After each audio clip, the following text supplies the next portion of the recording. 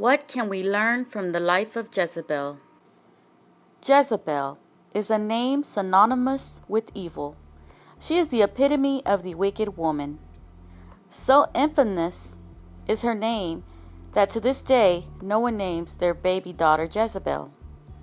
To call a woman a Jezebel is the greatest insult imaginable. Jezebel was the daughter of Ethbaal, a priest of the cruel, sensuous, false god Baal. Ethbaal, the priest king of Tyre, who murdered his own brother to take over the throne, was hardly a good father figure. But Jezebel followed in her father's footsteps and was herself a power-hungry murderess who stopped at nothing to get what she wanted. The king of Israel at the time was Ahab, a weak, self-pitying man who abdicated his authority to his bride, the princess Jezebel. In spite of God's laws forbidding idolatry and the worship of any god but the Lord, Ahab married this princess, who brought to Israel with her hundreds of priests of lewd Baal worship, a cult that tended to destroy manhood and drag womanhood into shame. Jezebel was such a domineering person that she soon became master over her weak husband. One of her first acts was to order the extermination of the prophets of the Lord. 1 Kings chapter 18 verse 4 and verse 13. And set up an altar to Baal. So pervasive was her idolatrous influence in Israel that Jesus later used her name to refer to a woman who led the church at Thyatira into immorality and the worship of false gods. Revelation chapter 2 verse 20. Jezebel's strongest enemy was the great prophet Elijah, who defied her and opposed her evil rule. First, he pronounced the punishment of God upon Israel in the form of a drought, which lasted 3 years.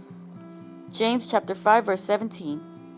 This culminated in a contest on Mount Carmel between the powers of the Israel's true God and the Baals. After the 850 priests of Baal spent the day beseeching their gods with wailing and self-mutilation to end the drought, all to no avail. Elijah prayed to his omnipotent God, who responded by accepting the sacrifice, having the false prophets slaughtered, and providing an abundance of rain. 1 Kings chapter 18, verse 16 through 46. Instead of acknowledging the awesome power of the one true God, Jezebel was enraged and vowed to kill Elijah. 1 Kings chapter 19, verses 1 through 2. Elijah fled from her wrath to the wilderness. 1 Kings chapter 19, verse 3 to 8. In the meantime, Jezebel was proving herself to be the greedy, murderous, evil woman she truly was. A righteous man named Naboth owned a vineyard next to Ahab's palace. Ahab offered to buy the vineyard, but Naboth, honoring God's command to keep inheritance within the family, rightly refused to sell. Ahab became sullen and angry and went home to sulk on his bed. Jezebel ridiculed him for his weakness and told him to cheer up, for she would get the vineyard for him. She plotted with 2 lying scoundrels to have Naboth falsely accused and denounced, then put to death.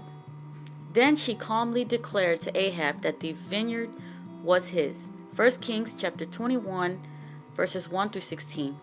Here we see the formula for a disastrous marriage: a weak, childish man who allows his evil, domineering wife to rule the home.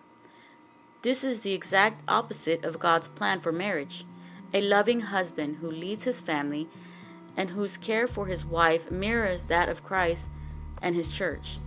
Ephesians chapter 5, verses 25 to 26, 28 to 29.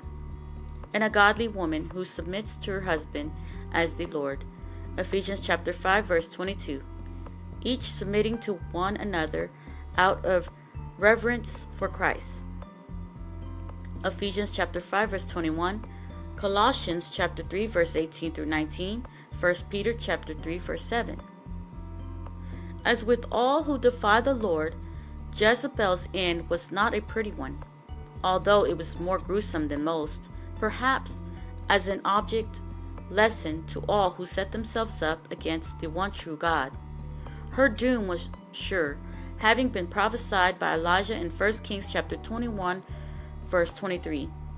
Even as she saw her death approaching, she remained defiant to the end, painting her face and adorning herself with queenly garments.